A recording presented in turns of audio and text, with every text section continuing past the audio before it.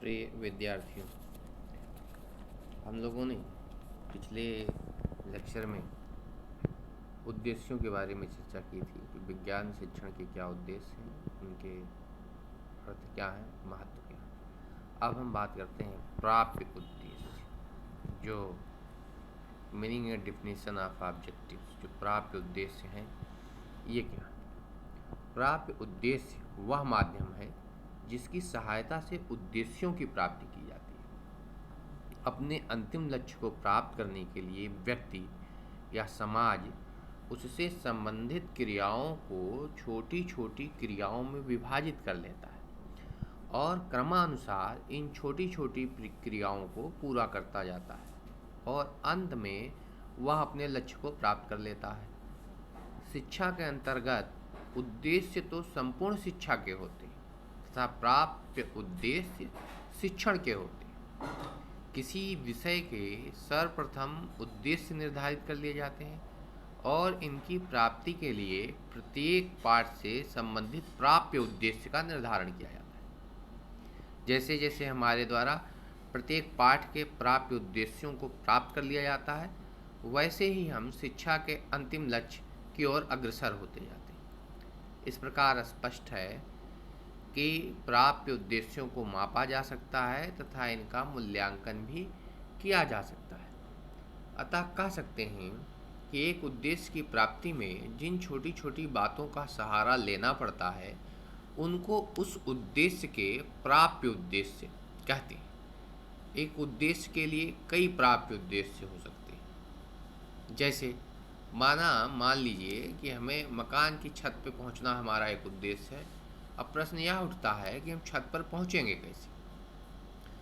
तो हमें मालूम है कि छत पे पहुंचने के लिए हमें सीढ़ियों की आवश्यकता होगी, जिसके द्वारा ही हम ऊपर पहुंच सकते हैं। इस प्रकार सीढ़ी पर प्रत्येक स्टेप चढ़ना, प्रत्येक पद चढ़ना, यह प्राप्य उद्देश्य कहलाएगा तथा छत पर पहुंचना यह उद्देश्य कहलाएगा। इस प्रकार से स्पष्ट हो गया अब कि एक उद्देश्य की प्राप्ति के लिए जिन छोटी छोटी बातों को ध्यान में रखा जाता है या जो प्रयास किए जाते हैं, उन्हें प्राप्य उद्देश्य कहते हैं। प्राप्य उद्देश्यों की प्राप्ति अध्यापक कक्षा में ही करता है, इसीलिए इनको कक्षोपयोगी क्लासरूम ऑब्जेक्टिव्स भी कहते हैं।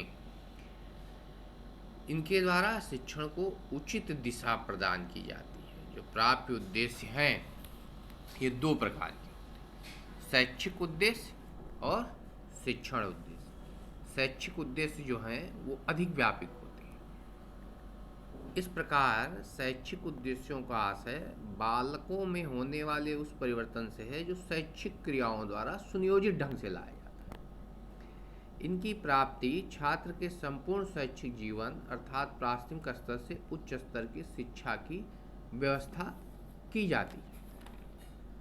शिक्षण उद्देश्य पे हम आते हैं।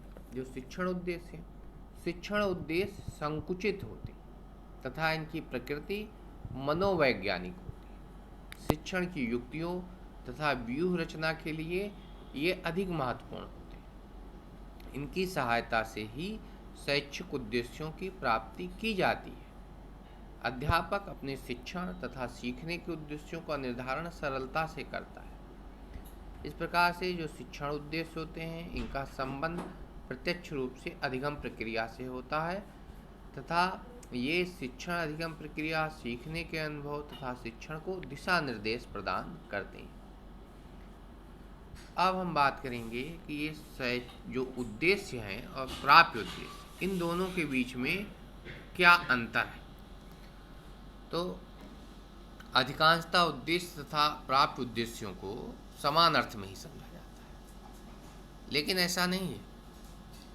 एक उद्देश्य की प्राप्ति के लिए अनेक छोटे छोटे प्रयास किए जाते हैं। इन छोटे छोटे प्रयासों को प्राप्त उद्देश्य कहते हैं। तो उद्देश्य में अंतर ये है कि उद्देश्यों का क्षेत्र व्यापक या सीमित होता है, प्राप्य उद्देश्य इनका क्षेत्र संकुचित या सीमित होता है। उद्देश्य की अवधि दीर्घकालीन होती है, प्राप्त उद्देश्य की अवधि तत्कालीन होती है। उद्देश्य अस्पष्ट तथा अनिश्चित होते हैं, प्राप्य उद्देश्य निश्चित तथा स्पष्ट होते हैं। उद्देश्य की प्राप्ति में विद्यालय, समाज तथा संपूर्ण राष्ट्र जिम्मेदार होता है। प्राप्य उद्देश्य की प्राप्ति की जिम्मेदारी प्रायः शिक्षक की ही होती है। जो उद्देश्य हैं इनकी प्राप्ति का मापन एवं मूल्यांकन संभव नहीं है। प्राप्य उद्देश्य इनका मापन एवं मूल्यांकन किया जा सकता है। उद्देश्य जो है इनका संबंध शिक्षा तथा भविष्य होता है। प्राप्त उद्देश्य या शिक्षा में निहित है तथा शिक्षा से संबंधित होते हैं। इनका संबंध किसी विशेष प्रकरण से ही होता है।